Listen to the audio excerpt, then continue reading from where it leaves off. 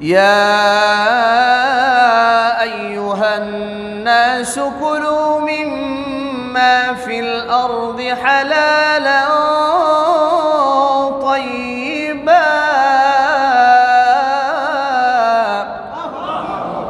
ولا تتبعوا خطوات الشيطان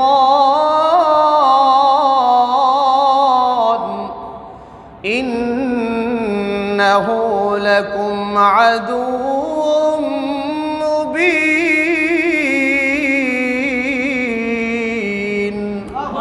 আল্লাহ বলেন, ইয়া আইয়ুহান নাস, হে লোক সকল, কুলু মিম্মা ফিল আরদি হালালান তাইয়্যিবা, জমিনের মধ্যে আল্লাহ পাক তোমাদেরকে যেই হালাল এবং পিওর খাদ্য যেগুলো খাওয়ার জন্য আদেশ দিয়েছেন, তোমাদের জন্য যে সমস্ত বস্তুগুলোকে আল্লাহ পাক হালাল করেছেন, বৈধ করেছেন, তোমরা সেই আল্লাহর দেওয়া বৈধ জিনিসগুলোকেই খাও। সুবহানাল্লাহ বলেন। তাহলে আল্লাহ পাক আদেশ করেছেন হালাল খাইতে না হারাম খাইতে? হালাল বস্তুকে খাওয়ার জন্য আল্লাহ আদেশ করলেন। আমরের সিগা, আদেশ সূচক বাক্য। তোমরা হালালগুলো খাও। তয়্যিবা, শুধু হালাল না, হালাল এমন হালাল খেতে হবে যেটা হবে পিওর। সুবহানাল্লাহ বলেন।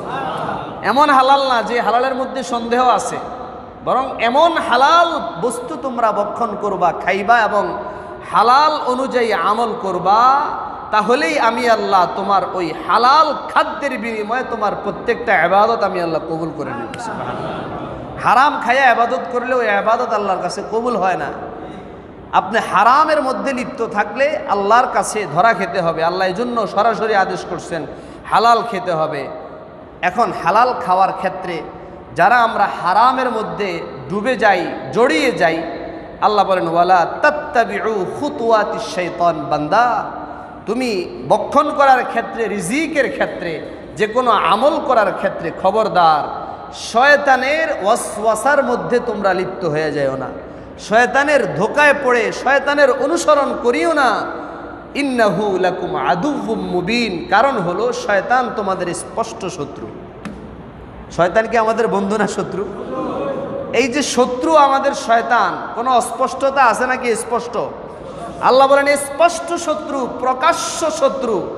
যেই শত্রু এমন শত্রুতা তোমার পেছনে সে কিয়ামত পর্যন্ত করবে, যেই অনুমতি, যেই হায়াত সে আল্লাহর কাছ থেকে চেয়ে নিয়েছে, কিয়ামত পর্যন্ত আল্লাহর প্রত্যেকটা বান্দাকে সে জান্নাতের পথ থেকে জাহান্নামের পথে নিয়ে যাওয়ার জন্য আল্লাহর সাথে শপথ করছে। নাউজুবিল্লাহ বলেন।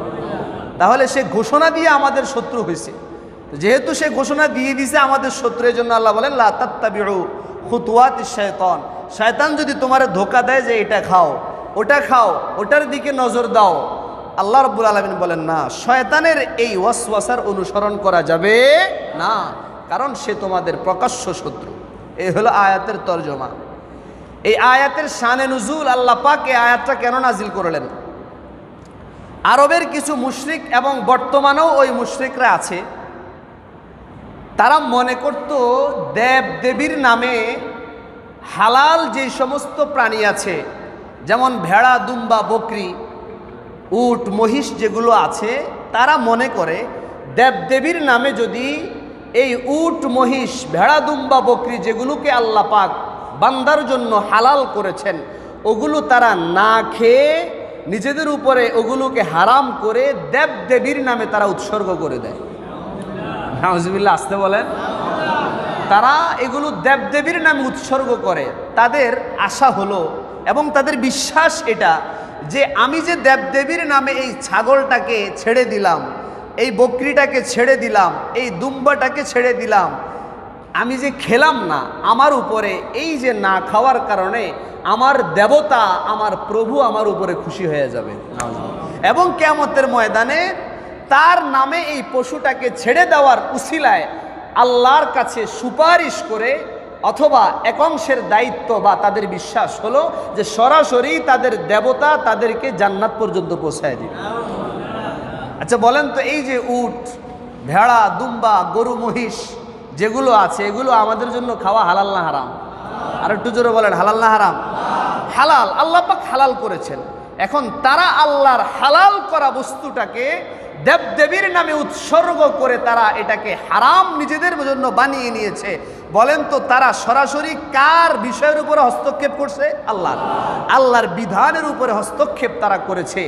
তখন আল্লাহ রব্বুল আলামিন ওই আয়াত নাজিল করলেন যে আল্লাহ তোমাদের জন্য যে বস্তুগুলোকে হালাল করেছেন তোমরা দেব দেবীর নামে উৎসর্গ করে সেগুলোকে নিজেদের উপরে হারাম করিও না, বরং তোমরা হালাল বস্তু খাও, তোমরা হারামের মধ্যে লিপ্ত হইও না এবং হালাল বস্তুকে তোমরা হারাম বানাইও না। সুবহানাল্লাহ বলেন। সরাসরি আল্লাহ আয়াত নাজিল করে দিলেন এবং এই আয়াতের উপরে ভিত্তি করে এই যে শানে নুজুলটা বললাম, তাফসিরে মাআরিফুল কোরআনে আল্লামা শফি রহমতুল্লাহি আলাইহি তৎকালীন পাকিস্তানের জাস্টিস ছিলেন, প্রধান মুফতি ছিলেন।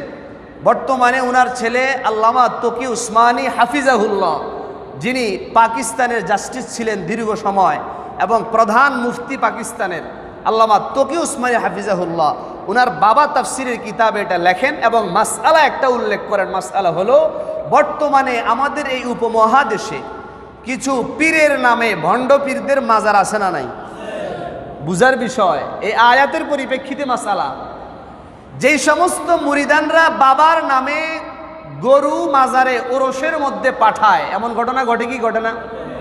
চন্দ্রপাড়া পীরের যে ওরস হয় প্রতি বছর ফরিদপুরের চন্দ্রপাড়ায়, প্রত্যেকটা ইউনিয়নে, প্রত্যেকটা এলাকায়, শহরে, বন্দরে, সব জায়গায় তারা এরকম তাবু টানাইয়া, সামিয়ানা টানাইয়া গরু কালেকশনের জন্য বিভিন্ন কেন্দ্র স্থাপন করে।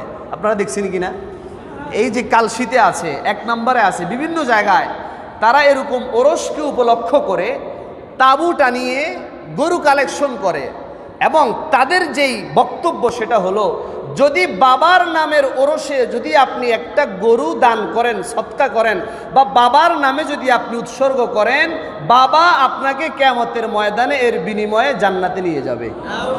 এবং বাবার নামে আপনি যদি ওরসে একটা গরু দেন, একটা ছাগল দেন, একটা দুম্বা আর ভেড়া বকরি দেন, তাহলে আপনার দুনিয়ার সমস্ত উদ্দেশ্যগুলো পূরণ হয়ে যাবে, আপনার বিপদ থেকে উদ্ধার হয়ে যাবে। এটা হলো তাদের মাইন্ড, এটা তাদের বক্তব্য। আচ্ছা বলেন তো, তাদের এই বক্তব্য সরাসরি কার বিরুদ্ধে?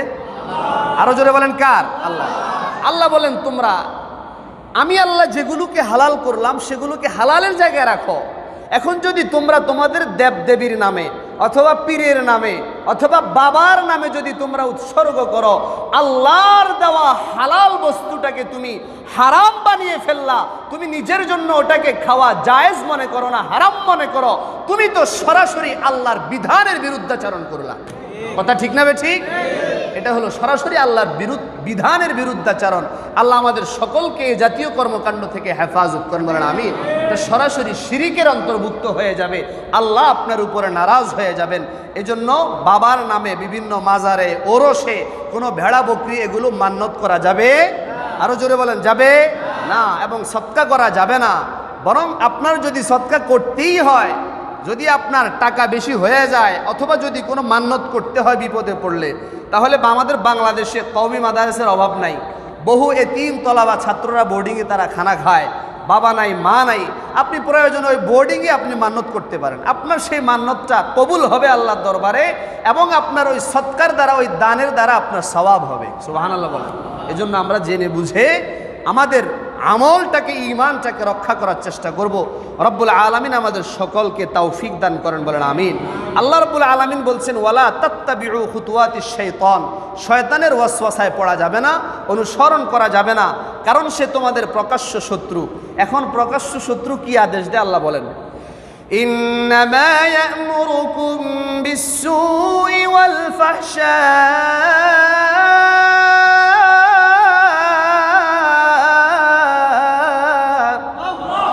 আল্লাহ বলেন, ও আমার বান্দারা শুনো, শয়তানের অনুসরণ করবে না, কারণ সে তোমাদের শত্রু। যে তোমাদের প্রকাশ্য শত্রু হয়েছে ঘোষণা দিয়া, ওই শত্রু মনে রাখবা তোমাকে কখনো কোনো ভালো উপদেশ দিবে না। শয়তান তোমাকে এমন উপদেশ দিবে, আল্লাহ বলেন ইয়া'মুরুকুম বিস-সুই ওয়াল ফাহশা, শয়তান সব সময় তোমাকে মন্দ এবং অশ্লীল কাজের আদেশ দিবে। নাউজুবিল্লাহ বলেন। তাহলে আল্লাহ বলছেন শয়তান আমাদেরকে ভালো কাজের আদেশ দিবে নাকি খারাপ কাজের আদেশ দিবে? বিসসুই ওয়াল ফাহশা। তোমাদেরকে সু এর ব্যাখ্যায় মুফাসসিরিনে কেরাম লেখেন, আল্লামা মুফতি শফি রহমতুল্লাহ আলাইহি লেখেন, সু মানে হলো যেই সমস্ত কাজগুলাকে জ্ঞানী ব্যক্তিরা খারাপ মনে করে সেটাই হলো সু, এবং খারাপ কাজ অশ্লীল কাজ। সুতরাং আপনার জ্ঞান যদি মনে করে যে এটা খারাপ, তাহলে এটাই খারাপ। এবং সুস্থ মস্তিষ্ক সম্পন্ন যারা আছেন, যে সমস্ত বিজ্ঞ প্রাজ্ঞ আলেমরা আছেন, তারা যদি ওই বিষয়টাকে খারাপ মনে করেন সেটাই হলো সু। আর আল ফাহশা মানে হলো অশ্লীল ভাষায় গালাগালি করা এবং অশ্লীল কাজ করা। এই আদেশগুলো শয়তান আমাদেরকে সব সময় দিতে থাকে। নাউজুবিল্লাহ বলেন না। শুধু এটা না, প্রিয় নবীজি মুহাম্মদুর রাসূলুল্লাহ সাল্লাল্লাহু আলাইহি ওয়াসাল্লাম হাদিসের মধ্যে বলেন, প্রত্যেকটা মানুষের অন্তরের মধ্যে শয়তান এবং ফেরেশতা দুই ধরনের ওয়ার্ডার করতে থাকে, দুই দিকে সব সময় ডাকতে থাকে। সুবহানাল্লাহ বলেন। মানে শয়তান সব সময় মুমিনকে, মুসলমানকে, মানুষদেরকে অশ্লীল কাজের দিকে দাওয়াত দেয়, এবং শয়তান খারাপ কাজগুলোকে ভালো করে মানুষের সামনে উপস্থাপন করে। পক্ষান্তরে বিপরীতে আল্লাহ পাকের নিয়োজিত ফেরেশতারা আপনাকে সেই খারাপ কাজ থেকে দূরে সরাইয়া জান্নাতের কাজগুলো করার জন্য উদ্বুদ্ধ করতে থাকে। সুবহানাল্লাহ। তাহলে শয়তান অন্তরে কুমন্ত্রণা দিলে আপনার মাইন্ড চলে যাবে গানের দিকে, আপনার মাইন্ড চলে যাবে হারামের দিকে, বেপরদার দিকে, চুরি ডাকাতি জুলুমের দিকে চলে যাবে। আর পক্ষান্তরে আল্লাহর নিয়োজিত রহমতের ফেরেশতারা আপনার অন্তরে বসে থেকে আপনাকে জান্নাতের পথের আমলগুলোর দিকে পথ প্রদর্শন করে। সুবহানাল্লাহ। প্রিয় নবীজির হাদিস। তার মানে শয়তান আমাদের অন্তরে সবসময় আছে। শুধু তাই না, আল্লাহর নবী মুহাম্মদুর রাসূলুল্লাহ সাল্লাল্লাহু আলাইহি ওয়াসাল্লাম একবার সাহাবীদের মজলিসে বসা। সাহাবীদেরকে আল্লাহর নবী বলেন, ও আমার সাহাবীরা, আল্লাহ বলছেন শয়তান তোমাদেরকে খারাপ এবং মন্দের দিকে নির্দেশ দেয়।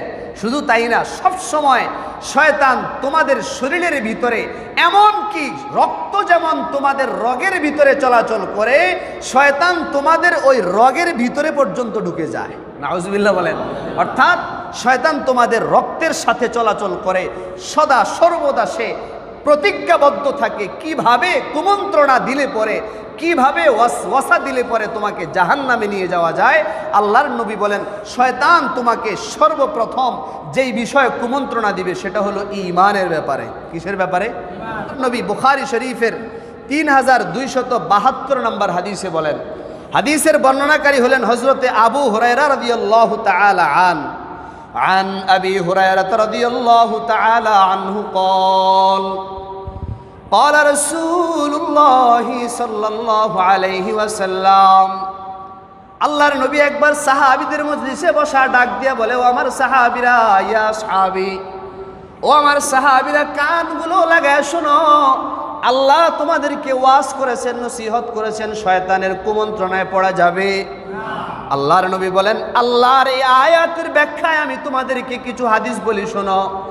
এক নাম্বার, শয়তান তোমাদের ঈমানটাকে নিয়ে যাওয়ার জন্য কুমন্ত্রণা দিবে। বলেন নাউজুবিল্লাহ। আল্লাহর নবী বলেন, ও আমার সাহাবীরা, তোমাদের কারো কাছে শয়তান হঠাৎ করে এমন একটা সুরত নিয়ে চলে আসবে, শয়তান এসে তোমাদেরকে বলবে যে এই জিনিসটাকে বানাইছে কে? মান খালাকা হাযা ওয়া হাযা, মান খালাকা যালিকা ওয়া যালিকা। শয়তান তোমাকে বলবে, ও আল্লাহর বান্দা, বলো দেখি এই জিনিসটাকে বানাইছে কে, ওই জিনিসটাকে বানাইছে কে? আল্লাহর নবী বলেন, এভাবে প্রশ্ন করতে করতে তুমি যখন বলবা সব কিছু বানাইছে আল্লাহ, শয়তান হঠাৎ করে তোমাকে প্রশ্ন করে বলবে, মান খালাকা ইলাহাকা, তোমার আল্লাহকে কে বানাইছে? নাউজুবিল্লাহ বলেন। শয়তান তোমার ঈমান নষ্ট করার জন্য তোমাকে প্রশ্ন করবে। এক পর্যায়ে তোমার ঈমানটাকে এমন ভাবে সে চুরি করে ডাকাতি করে নিয়ে যাবে, তুমি বুঝতেই পারবা না তোমার ঈমান আছে না নাই। নাউজুবিল্লাহ বলেন না। শয়তান তোমারে প্রশ্ন করবে, মান খালাকা ইলাহাকা, মান খালাকা রাব্বাকা, তোমার রবরে বানাইছে কে?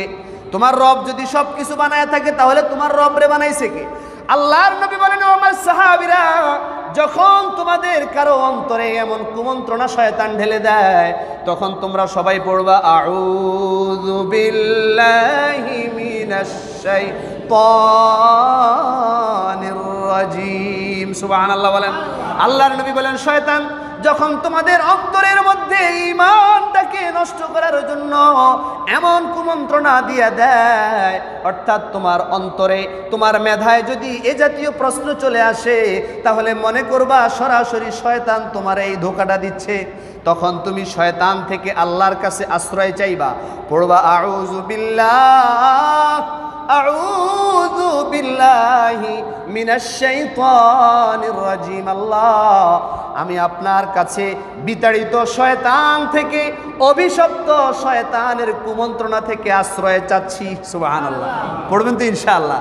যদি কখনো এমন মনে চলে আসে, সাথে সাথে আউযু বিল্লাহি মিনাশ শাইতানির রাজিম পড়ব, এবং পরক্ষণেই আমরা সবাই আরেকবার কালিমাটা পড়ে নিব, লা ইলাহা ইল্লাল্লাহু মুহাম্মাদুর রাসূলুল্লাহ।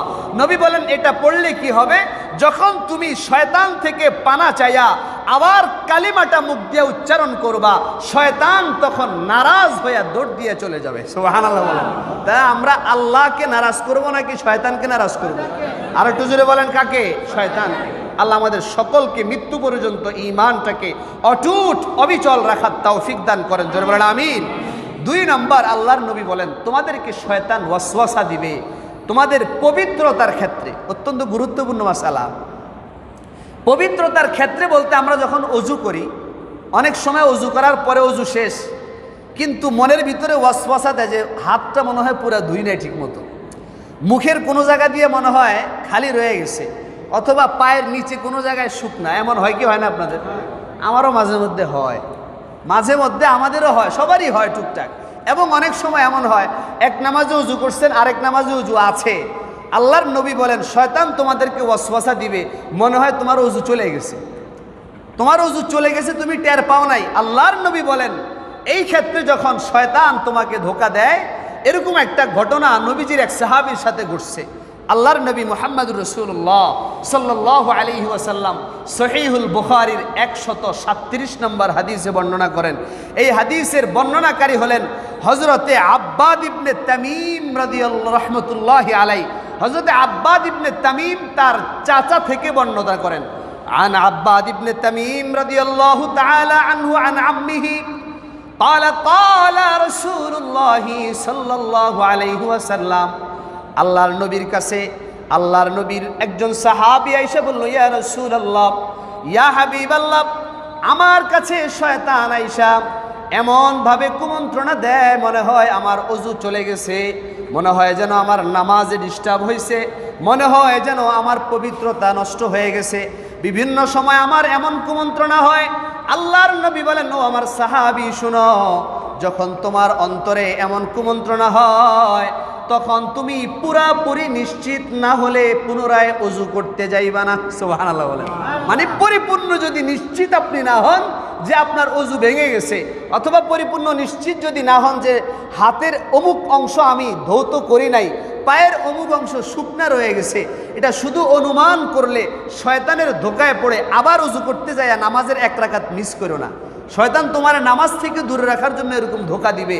শয়তান তোমার ওযুর মধ্যে বিঘ্ন ঘটানোর জন্য, তোমার আমলকে নষ্ট করার জন্য এমন ধোকা দিবে। খবরদার, পুরাপুরি নিশ্চিত হওয়া ছাড়া তুমি শয়তানের ধোকায় পড়বা না। জোরে বলেন না সুবহানাল্লাহ বিহামদিহি। এরপরে আল্লাহর নবী সবচাইতে বড় যে বিষয়টা আমাদেরকে সতর্ক করেছেন, নবী বলেন তোমরা যখন নামাজে দাঁড়াও, শয়তান তোমাদেরকে সবচাইতে জোরালোভাবে অ্যাটাক করে নামাজের মধ্যে। নাউজুবিল্লাহ করবেন না। শয়তান অ্যাটাক করে কোন জায়গায়? নামাজে। যখন তোমরা নামাজে দাঁড়াবা, শয়তান তোমার সূরা কেরাতের মধ্যে উলট পালট লাগাই দিবে। তুমি না সূরা ফাতিহা পড়ছো, এমন সময় তোমার দোকানের হিসাব মাথায় চলে আসবে। তুমি সূরা ফাতিহার সাথে সূরা মিলাচ্ছ, এমন সময় পরিবারের যে কোনো একটা বিষয় তোমার মাথায় ঢুকে যাবে যে ওই টাকাটা কিভাবে ব্যবস্থা করা যায়, ওই কাজটা কিভাবে সম্পন্ন করা যায়। পরিবারের সাথে ঝগড়া করে আসছে, এতক্ষণ মনে উঠে না, নামাজে দাঁড়াইলেই তারপরে মনে আসে। এমন হয় কি হয় না? আল্লাহর নবী বলেন তোমাদেরকে শয়তান এমন নামাজের মধ্যে কুমন্ত্রণা দিবে যাতে করে তোমার নামাজটা আল্লাহর দরবারে কবুল না হয়। কারণ শয়তান তো জানে তোমার নামাজটা যদি আল্লাহর কাছে গ্রান্টেড হয়ে যায়, কবুল হয়ে যায়, তাহলে তুমি জান্নাতের চাবি পেয়ে যাবে। সুবহানাল্লাহ বলেন। তুমি যাতে জান্নাতের চাবি না পাও, এই জন্য শয়তান তোমার নামাজের মধ্যে যত বেশি পারে সে তার জোরালোভাবে অ্যাটাক করার চেষ্টা করে, তোমার অন্তরে কুমন্ত্রণা দেয়, তোমার পারিবারিক জীবনের, তোমার ব্যক্তিগত জীবনের সমস্ত ঝামেলাগুলো তোমার মাথায় তখন সে ঢুকায় দিবে, চিন্তা করতে থাকবে। আর তখন তোমার সূরা ফাতিহা তুমি ভুল পড়বা, তুমি সূরা ভুলে যাবা, তুমি কয় রাকাত পড়ছো, 3 রাকাত না 4 রাকাত সেটাও ভুলে যাবা। শয়তান তোমার নামাজকে নষ্ট করার জন্য চেষ্টা করে। জোরে বলেন না নাউজুবিল্লাহ। হাদিসের কিতাবের নাম সহিহ মুসলিম, মুসলিম শরীফের 5631 নম্বর হাদিস। বর্ণনাকারী হলেন হযরতে আব্দুল আলা রাহমাতুল্লাহি আলাইহি। হযরতে আব্দুল আলা বলেন, নবীজির একজন সাহাবী, নাম হলো উসমান ইবনে আবুল আস রাদিয়াল্লাহু তাআলা আন। নাম কি বললাম? উসমান ইবনে আবুল আস। নামটা বলেন, উসমান ইবনে আবুল আস। এই সাহাবী একদিন নবীজির কাছে আসলেন। নবীজি মসজিদের নববীর বারান্দায় বসা। আয়েশা বললেন, ইয়া রাসূলুল্লাহ, ইয়া হাবিবাল্লাহ, নবী গো, আমি যখন নামাজে দাঁড়াই, আমি নামাজে দাঁড়ায় গেলে শয়তান আমার অন্তরে এমন কুমন্ত্রণা সৃষ্টি করে, আমাকে এমন ওয়াসওয়াসা দেয় যে আমার কেরাতের মধ্যে আমি উলট পালট লাগায় দেই, কেরাত পর্যন্ত ভুলে যাই। নাউজুবিল্লাহ বলেন। ইয়া রাসূলুল্লাহ, আমি নামাজ ঠিক মতো পড়তে পারি না, আমার প্রায় নামাজের মধ্যে শয়তান এমন ডিস্টার্ব করে, এমন কুমন্ত্রণা দেয়। নবী, এখন আপনি আমাকে বলবেন, এই যে নামাজের মধ্যে আমি কেরাতের মধ্যে উলট পালট লাগায় দেই, যেই কেরাতটা আমার পরিপূর্ণ মুখস্থ আছে, তারপরেও হঠাৎ আমার কেরাতটা মনে আসে না, আমার মাথায় অন্য চিন্তা ঢুকে যায়, এটা কেন হয়? আল্লাহর নবী মুহাম্মদুর রাসূলুল্লাহ সাল্লাল্লাহু আলাইহি ওয়াসাল্লাম বলেন, মানুষ যখন নামাজে দাঁড়ায় তখন এক প্রকারের খারাপ শয়তান আছে, যেই শয়তানটা এসে মানুষের নামাজকে নষ্ট করার চেষ্টা করতে থাকে। নাউজুবিল্লাহ। শয়তান আইসা মানুষের নামাজ নষ্ট করার চেষ্টা করতে থাকে। তখন সাহাবী বলে, ইয়া রাসূলুল্লাহ, যদি এটা শয়তানের ওয়াসওয়াসা হয় তাহলে এটা থেকে বাঁচার উপায় কি হবে? আল্লাহর নবী বলেন, 1 নাম্বার বাঁচার উপায় হলো, শয়তান যখন তোমার অন্তরের মধ্যে এমন কুমন্ত্রণা সৃষ্টি করে নামাজের মধ্যে, তখন তুমি বাম দিকে 3 বার থুতু ফেলবা। কয়বার? বাম দিকে 3 বার থুতু ফেলবা। থুতু ফেলার পরে মনে মনে আউযুবিল্লাহ পড়বা। থুতু ফেলার আগে, অর্থাৎ প্রথমে 3 বার আউযুবিল্লাহ পড়বা, আউযুবিল্লাহি মিনাশ শাইতানির রাজিম পড়বা, এরপরে বাম দিকে 3 বার থুতু ফেলবা। এখন প্রশ্ন হলো, বাম দিকে 3 বার নামাজে দাঁড়ায় কেমনে থুতু ফেলবে? এটা তো সম্ভব না এবং বিবেকও ধরে না। মুহাদ্দিসিনে কেরাম বলেন, বাম দিকে 3 বার থুতু ফেলানোর উদ্দেশ্য হলো মনে মনে আউযুবিল্লাহি মিনাশ শাইতানির রাজিম পড়ার পরে, অথবা শুধু আউযুবিল্লাহ পড়ার পরে 3 বার বাম দিকে সামান্য ইশারা করে থুতু ফেলার ভান করবে। থুতু ফেলবে না, থুতু ফেলার ভান করবে, সামান্য বাম দিকে ইশারা করে মনে মনে আউযুবিল্লাহ পড়ার পরে যখন 3 বার বাম দিকে এমন থুতু ফেলার ভান করবে, নবী বলেন শয়তান দ্রুত গতিতে তোমার থেকে পালায়া যাবে। সুবহানাল্লাহ বলেন। আর একটু জোরে বলেন না সুবহানাল্লাহ। তাহলে নামাজটাকে শুদ্ধ রেখে খুশু এবং খুজুয়ের সাথে আল্লাহর দরবারে নামাজটাকে গ্রান্টেড করাতে হলে শয়তানের ওয়াসওয়াসা যখন আসবে তখন আশ্রয় চাইতে হবে কার কাছে? আরো জোরে বলেন, কার কাছে? আল্লাহর কাছে আশ্রয় চাইব এবং 3 বার বাম দিকে থুতু ফেলানোর মতো আমরা ভাব করব। আল্লাহ রাব্বুল আলামিন এর উসিলায় শয়তানকে আমার থেকে আপনার থেকে দূরে সরায়া দিবে এবং নামাজটাকে জান্নাতে যাওয়ার উসিলা বানায়া জান্নাতের তালার চাবি হিসেবে আপনার হাতে আল্লাহ পাক ধরায় দিবেন। সুবহানাল্লাহ। আমরা নামাজকে জান্নাতের তালার চাবি হিসেবে পাইতে চাইতে ইনশাআল্লাহ। আর একটু জোরে বলেন, পাইতে চাই ইনশাআল্লাহ। কারা কারা জানেন একটু হাত তুলে নারায়ে তাকবীর, লিল্লাহি তাকবীর।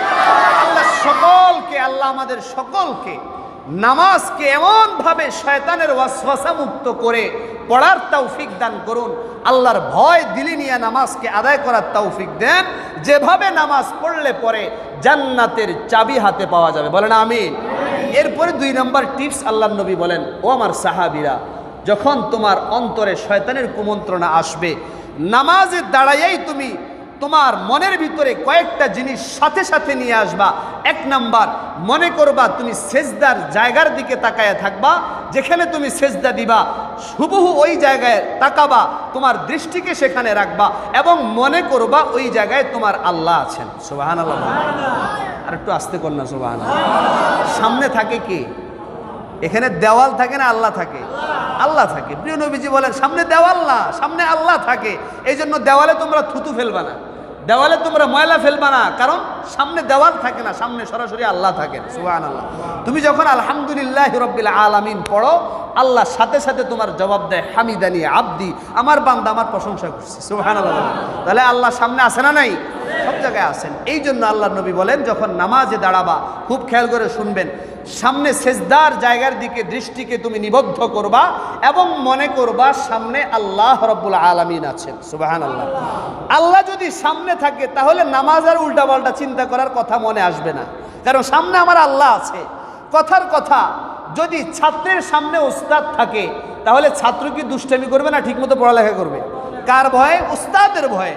যদি উস্তাদের ভয়ে একটা ছাত্র যদি দুষ্টামি না করে, উল্টাপাল্টা শয়তানি না করে পড়ালেখা করতে পারে, তাহলে রব্বুল আরবাব, যিনি সমস্ত রবের রব, সমস্ত বাদশাহের বাদশাহ, যিনি আপনাকে সৃষ্টি করেছেন, লক্ষ কোটি নিয়ামত দিয়ে আপনার পুরা জিন্দেগিকে সাজায় রাখছেন, ওই আল্লাহ আপনার সামনে আছে।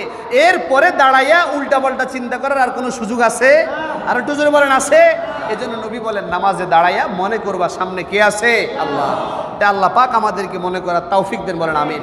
তাহলে সামনে আছে আল্লাহ, এখন পিছনে আছে কে? নবী বলেন মনে করবা পিছনে মালাকুল মাউত দাঁড়াইয়া আছে। সুবহানাল্লাহ। পিছনে কে আছে? মালাকুল মাউত, আজরাইল চলে আসছে আমার পিছনে।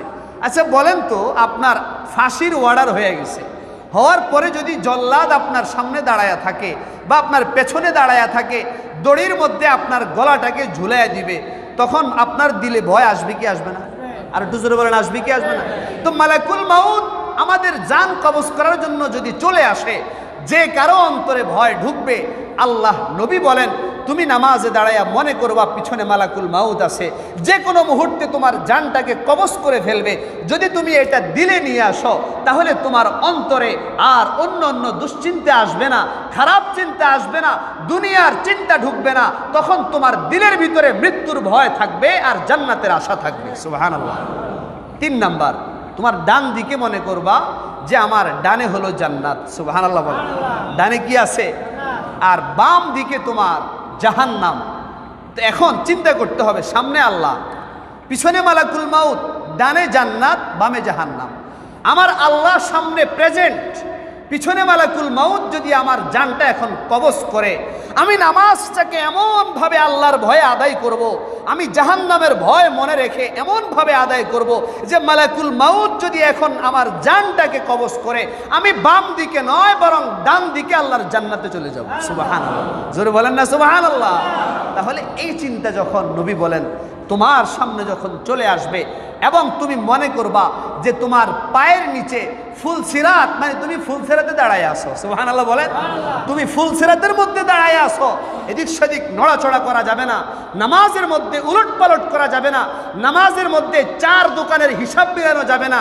4 রাকাতে 4 দোকানের হিসাব, যখন দেখবেন তিন দোকানের হিসাব মাত্র হইল, সালাম ফিরিয়ে ফেলছে, তখন দাঁড়ায় বলো হুজুর আপনার রাকাত হয়েছে 3টা, 4 রাকাত হয় নাই। কেমনে বুঝলা? আমার 3 দোকানের হিসাব শেষ হয়েছে, এখন একটা বাকি আছে, এখনো একটা বাকি আছে, তার মানে আপনার 4 রাকাত হয় নাই। তাহলে তার হিসাব হলো নামাজে দাঁড়ায় দোকানের হিসাব।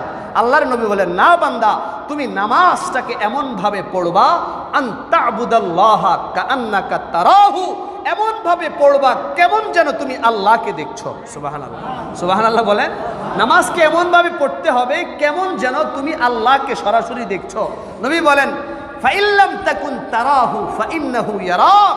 হ্যাঁ, যদি তোমার এমন অবস্থা সৃষ্টি না হয়, তুমি যদি আল্লাহকে না দেখো, তাহলে অন্তত এটা মনে করে ইবাদত করবা, এটা মনে রেখে নামাজ পড়বা যে আল্লাহ তোমাকে দেখছে। সুবহানাল্লাহ।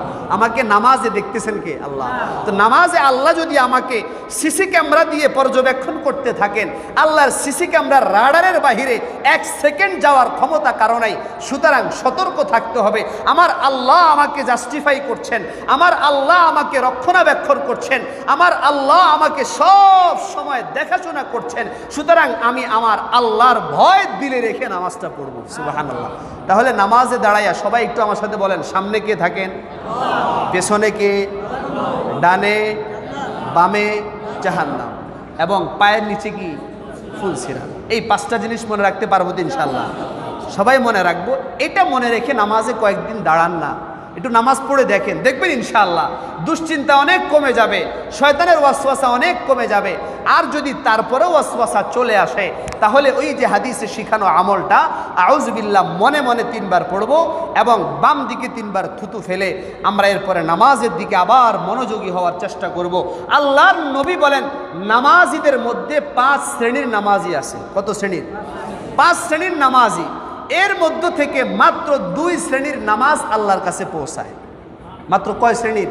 তার মানে 3 শ্রেণীর নামাজ আল্লাহর কাছে পৌঁছাই না, শুধু এরা সারা জীবন নামাজ পড়েই যায়, কিন্তু তাদের নামাজ আল্লাহর খাতায় আর উঠে না। তাদের নামাজ জান্নাতের চাবি হিসেবে আল্লাহর খাতায় দর্তব্য হয় না, কারণ তাদের নামাজটা মসজিদের উপরেই তো যায় না, তাদের নামাজ তাদের কাছেই রয়ে যায়। আমি বিস্তারিত ইনশাআল্লাহ 5 প্রকারের আলোচনা আগামী সপ্তাহে করব। আমাদের নির্ধারিত টাইম শেষ হয়ে গিয়েছে। যে আলোচনা চলছে যে শয়তান আমাদেরকে ধোঁকা দিবে, যে 3টে অপশন আমি বললাম। 1 নাম্বার, নবী বলেন ঈমানের ক্ষেত্রে শয়তান তোমাদেরকে কুমন্ত্রণা দিবে, ঈমানটাকে নষ্ট করার চেষ্টা করবে। অনেক নাস্তিক, যারা নাস্তিক হয়ে যায়, তারা এরকম আল্লাহরে কে বানাইছে, আল্লাহরে নিয়ে চিন্তা করতে যায় বহু মুসলমান নাস্তিক হয়ে গেছে। আছে না নাই?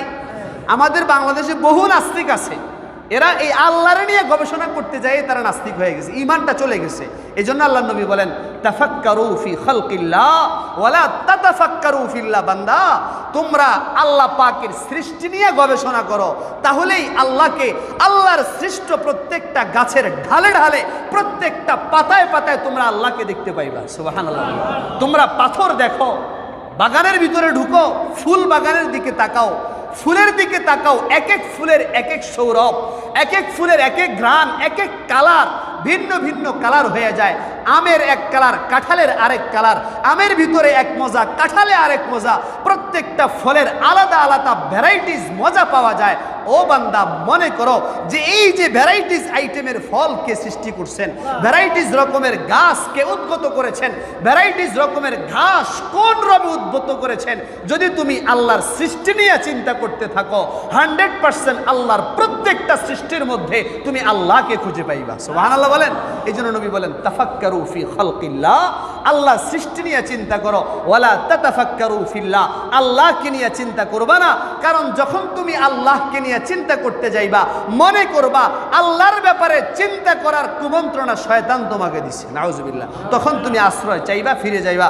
2 নাম্বার, নবী বলেন পবিত্রতার ক্ষেত্রে, আমাদের অজুর ক্ষেত্রে শয়তান আমাদেরকে যে ধোঁকা দেয়, এবং অনেক ক্ষেত্রে এমন হয় অজু করার পরে, গুরুত্বপূর্ণ একটা মাসালা খেয়াল করে বুঝবো, অজু করার পরে অনেকের এমন হয় যে সাধারণ একটা বাতাস মনে হয় বের হয়, সাধারণ, এটা খুব গুরুত্বপূর্ণ সেন্সিটিভ মাসালা। অনেকে অজু করার পরে যখন সামান্য একটা বাতাসের মতো বের হয়, তখন তারা আবার যায় অজু করে। এখানে যখন বাতাস বের হয়, নবী বলেন তুমি যদি নামাজে থাইকে তোমাকে শয়তান এমন কুমন্ত্রণা দেয় যে তোমার বাতাস মনে হয় বের হয়ে গেছে, নামাজ ভেঙে গেছে, অজু চলে গেছে, নবী বলেন শয়তান এমন কুমন্ত্রণা যখন দিবে, তখন তুমি পরিপূর্ণভাবে যদি কানে আওয়াজ না শোনো, অথবা যদি তোমার নাকে গন্ধ না আসে, তাহলে তুমি নামাজ ভাঙবা না। সুবহানাল্লাহ বলেন। যদি তোমার কানে আওয়াজ না শোনো, অথবা যদি তুমি নাকে গন্ধ না পাও, তাহলে মনে করবা এই ওয়াসওয়াসা শয়তান তোমাকে দিছে। আবার অজুর পরে অনেক সময় যে হালকা একটু বাতাসের মতো বের হয়, নবী বলেন যে এটা মূলত বাতাস নয়, এটা 2 রানের চিপার মধ্যে যে একটা কিছু বায়ু জমা থাকে, যখন মানুষ নড়াচড়া করে তখন ওই বায়ুটা হালকা করে সরে যায়। সুবহানাল্লাহ বলেন না? কত সূক্ষ্ম মাসালা। তুমি মনে করো না যে এটা বাতাস বের হয়ে তোমার অজু ভেঙে গেছে। এগুলোর মাধ্যমেই শয়তান তোমাদেরকে ধোঁকা দিবে, আস্তে আস্তে ইবাদত থেকে দূরে সরায় দিবে। যখন আপনার বারবার এমন সন্দেহ হতে থাকবে, একবার অজু করার পরে আবার অজু করে, এমন বহু মানুষ আছে সন্দেহের রোগী, অর্থাৎ গোসল করতে গেলে কমপক্ষে 3 ঘন্টা লাগে, গোসল করতে গেলে কমপক্ষে 3 ঘন্টা, অজুতে আধা ঘন্টা লাগে, এমনও লোক আছে। কারণ তার মনের ভিতরে শয়তান এমনভাবে ওয়াসওয়াসা ঢুকাই দিছে, এই যে 3 ঘন্টা সে গোসলে লাগাইলো, জোহরের নামাজের 2টা বাজে যদি ঢুকে, তাহলে তার গোসল করে বের হইতে হইতে 5টা। বলেন তো তার জোহরের নামাজের ওয়াক্ত আছে না নাই? তাহলে শয়তান তার পবিত্রতার সুরত ধরে এসে তার নামাজ থেকে দূরে সরাই দিচ্ছে।